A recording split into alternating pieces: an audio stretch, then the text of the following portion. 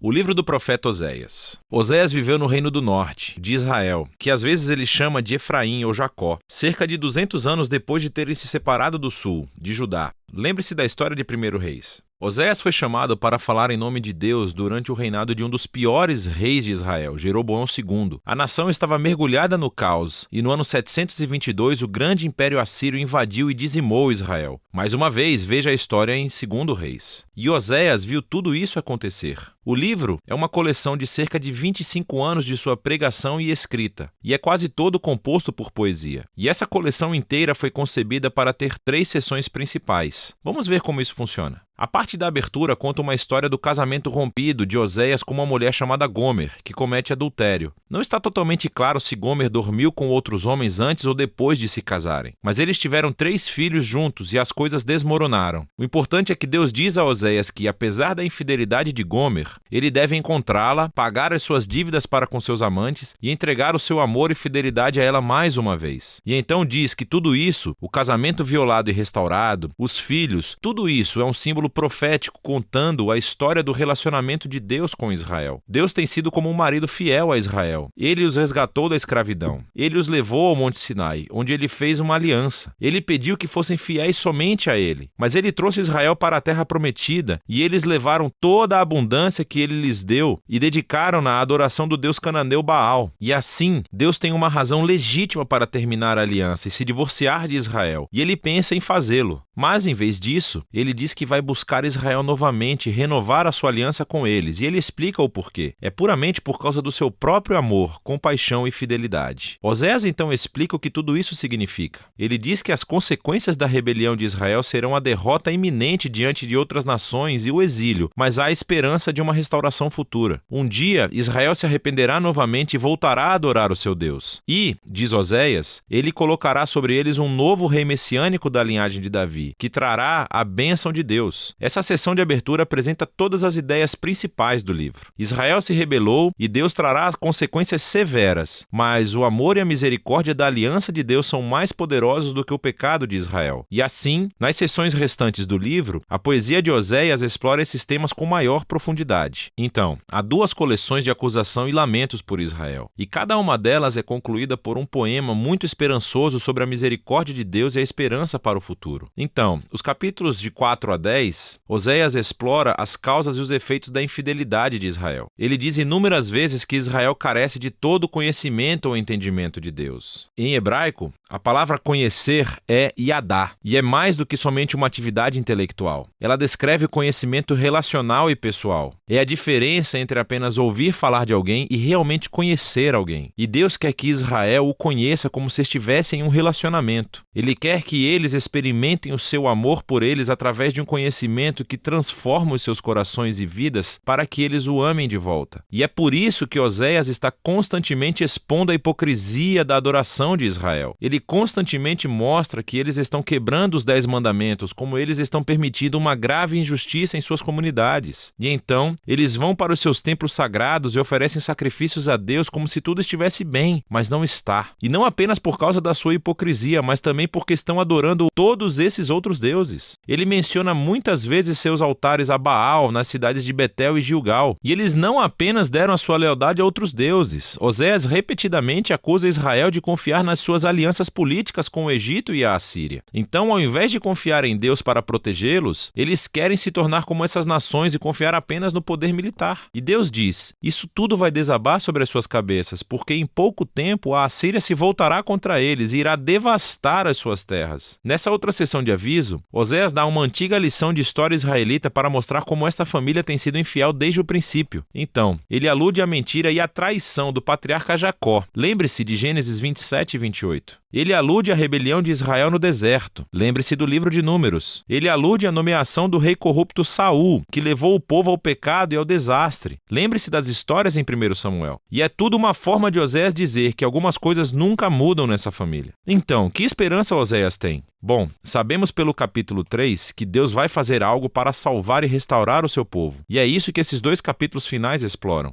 O capítulo 11 é lindo. O poema retrata Deus como um pai amoroso que criou seu filho Israel Israel e depois compartilhou tudo com ele. Mas o filho cresceu e se rebelou e se voltou contra o pai, se aproveitando da sua generosidade. E assim, nesse poema, Deus está emocionalmente dividido. Em um momento, ele está com raiva e naturalmente diz que vai trazer consequências graves. Mas no momento seguinte, ele está com o coração partido. E ele diz que é movido pela sua misericórdia e compaixão. E ele vai perdoar o filho que ama. Ele diz: como posso desistir de você, Efraim? Meu coração está agitado dentro de mim, toda a minha compaixão está desperta. E assim, embora Deus permita que Israel seja conquistado pela Assíria e enfrente as consequências, esta não é a palavra final de Deus. Ainda há esperança, e é disso que trata o último capítulo. Oséias clama a Israel para se arrepender e voltar ao seu Deus. Mas ele sabe que isso não vai durar, porque nunca aconteceu antes. E Deus diz que um dia ele curará a sua desobediência e os amará livremente. Deus continua descrevendo esse Israel novo e curado como uma árvore exuberante com raízes profundas e galhos amplos, que oferecerá sombra e frutos a todas as nações. É uma imagem da promessa de Deus a Abraão, como Israel deveria se tornar uma bênção para as nações. E a declaração de Deus, se é que isso vai acontecer, exigirá um ato da graça de Deus e poder de cura para reparar o profundo quebrantamento e egoísmo pecaminoso do coração humano, para que o povo de Deus possa receber o seu amor e amá-lo de volta. E é isso que Deus promete fazer.